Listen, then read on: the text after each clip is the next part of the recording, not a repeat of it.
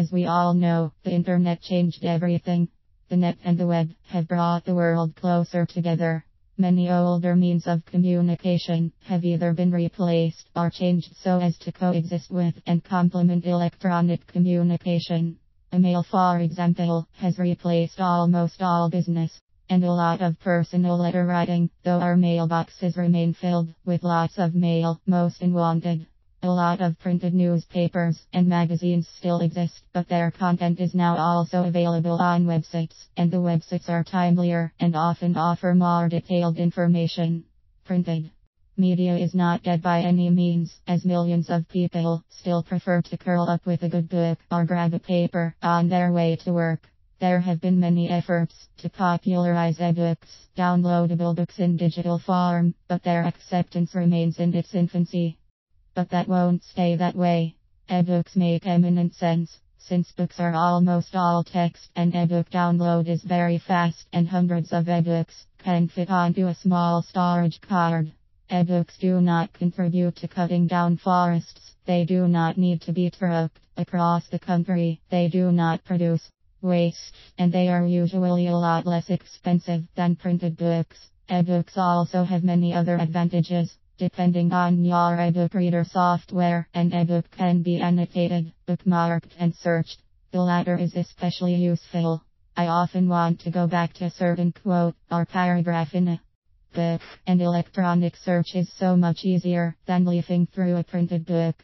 One of the problems ebooks face is that people do not know how to use them. They are confused by the many different ebook formats or think they need a particular piece of hardware to read them. In fact, the formats are not really a problem. Most computers can read popular ebook formats, and ebook reader software is freely available. Hardware is a bit more of an issue.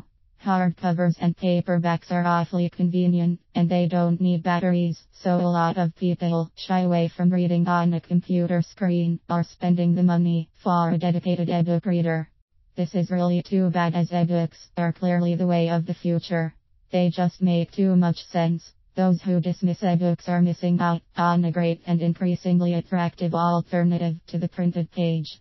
Those who are willing to give ebooks a chance are rewarded with lower costs and the ability to carry an entire library on a device of their choice, be that a notebook computer, a tablet PC, a dedicated ebook reader, a PDA, or even a smartphone.